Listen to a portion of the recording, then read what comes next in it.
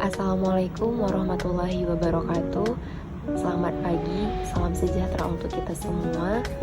Saya Mustiara Rizkyani dengan NIM 201010103024 dari Prodi Ilmu Politik, Fakultas Ilmu Sosial dan Ilmu Politik Universitas Syekh Kuala. Pada kesempatan kali ini saya akan menjelaskan mengenai konflik yang bernuansa kekerasan, studi kasus yaitu konflik kekerasan pada rumah tangga. Tujuan saya membuat video ini yaitu untuk memenuhi tugas final mata kuliah studi kawasan konflik yang diampu oleh Ibu Siti Hardianti, SIP, MIP. Nah, adapun sub pembahasannya di sini antara lain yaitu apa sih sebenarnya konflik itu? Apa yang dimaksud dengan konflik yang bernuansa kekerasan pada konflik kekerasan dalam rumah tangga? Kenapa konflik tersebut bisa terjadi? Bagaimana cara menyelesaikan konflik pada kekerasan dalam rumah tangga dan bagaimana pemetaan konflik tersebut? Nah, jadi pengertian konflik di sini yaitu konflik merupakan suatu pertentangan, perselisihan yang terjadi antara individu dengan individu lainnya karena perbedaan kepentingan, perbedaan pendapat maupun perbedaan agama dan budaya. Yang kedua yaitu konflik bernuansa kekerasan dalam rumah tangga. Konflik ini biasanya terjadi karena disebabkan oleh beberapa faktor, yaitu faktor ekonomi, faktor pendidikan, faktor komunikasi hingga adanya orang ketiga dalam rumah tangga tersebut. Banyak konflik yang dapat kita lihat di lingkungan sekitar kita, misalnya seperti konflik antar tetangga. Konflik ini biasanya terjadi karena hal sepele.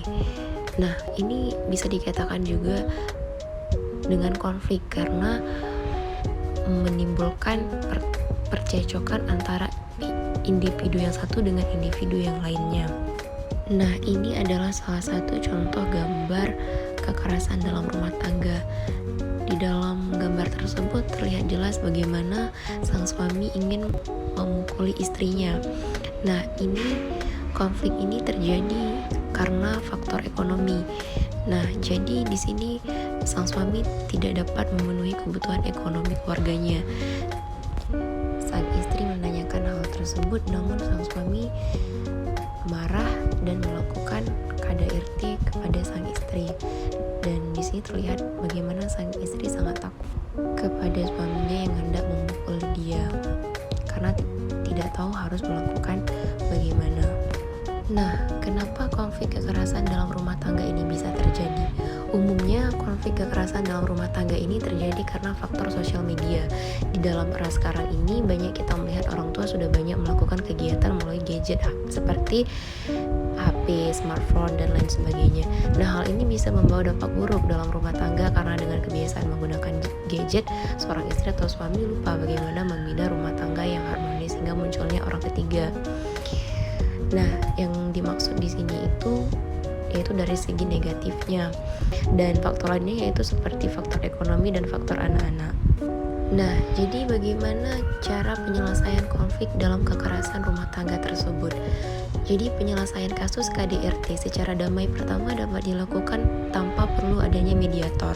Tingkat penyelesaian ini dikenal sebagai mediasi, di mana kedua belah pihak memiliki inisiatif sendiri untuk bekerja sama untuk menyelesaikan masalah tersebut. Cara kedua bisa dilakukan dengan meminta bantuan keluarga sebagai bentuk rekonsiliasi. Hal ketiga yang dapat diselesaikan dengan kesepakatan kedua belah pihak adalah meminta bantuan kepala desa untuk menengahi masalah tersebut. Selanjutnya, jika kita lihat dalam pemetaan konflik, teknik pemetaan konflik dalam konflik KDRT ini yang pertama konflik. Adapun sumber konflik dalam kasus KDRT ini adalah karena dilatar belakangi oleh beberapa faktor seperti yang sudah saya jelaskan tadi, yaitu misalnya seperti faktor ekonomi, pendidikan, dan lain sebagainya. Yang kedua ada isu atau isu-isu konflik. Nah, jadi di sini isu dari konflik ini adalah dalam era global saat ini, media sosial menjadi isu utama konflik yang terjadi dalam rumah tangga, di mana dapat mempengaruhi sang istri atau suami yang menggunakan sosial medianya ke hal yang negatif sehingga muncul percekcokan antara suami dan istri dalam rumah tangga tersebut. Yang ketiga ada parties atau pihak yang berkonflik.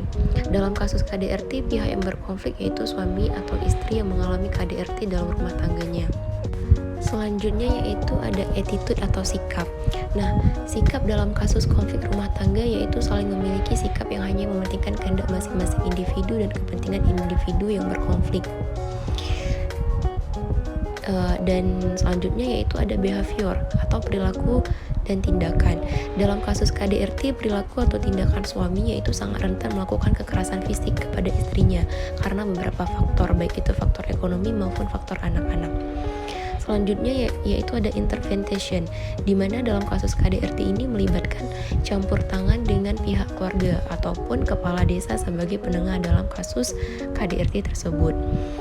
Dan outcome atau hasil akhir dalam kasus KDRT ini yaitu dalam penyelesaiannya bisa jadi win-win solution atau sama-sama menang, dan win-lose solution atau ada pihak yang menang dan pihak yang kalah.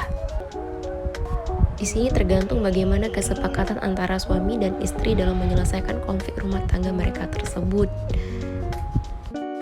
Nah, jadi kesimpulan yang dapat saya simpulkan dalam kasus KDRT yaitu salah satu contoh konflik yang bernuansa kekerasan adalah kekerasan dalam rumah tangga adalah masalah global yang masih belum terselesaikan. Menurut Undang-Undang Nomor 23 Tahun 2004 tentang penghapusan KDRT merupakan satu-satunya perangkat hukum yang dapat digunakan secara khusus untuk menyelesaikan kasus-kasus tindak pidana KDRT di Indonesia. Undang-Undang PKDRT secara jelas mengatur proses yang harus diikuti untuk menangani kasus kekerasan dalam rumah tangga. Kekerasan dalam rumah tangga lebih sering terjadi pada perempuan yang berstatus istri. Pelaku utamanya adalah laki-laki. Hal ini disebabkan oleh faktor internal termasuk kepribadian pelaku yang cenderung emosional, ekonomi, dan pihak ketiga dalam rumah tangga tersebut. Dan faktor eksternalnya di sini yaitu meliputi tentang perbedaan budaya atau adat, perbedaan agama atau kepercayaan pasangan suami istri, dan tidak adanya saling memahami satu sama lain. Dalam hal ini, proses penyelesaian dilakukan dengan cara mediasi atau musyawarah. Proses penyelesaian kasus KDRT di luar pengadilan yaitu pra penyelesaian sengketa seperti penanganan, tahap penyelesaian sengketa atau tahap mediasi, tahap penyelesaian sengketa akhir sengketa atau tahap mediasi akhir. Sekian yang dapat saya sampaikan mengenai contoh konflik yang bernuansa kekerasan, yaitu studi kasus konflik kekerasan dalam rumah tangga. Jika ada kekurangan di dalam video ini ataupun kesalahan saya, mohon maaf. Saya akhiri. Assalamualaikum warahmatullahi wabarakatuh. Terima kasih sudah menonton video ini. Semoga video ini bermanfaat untuk kita semua.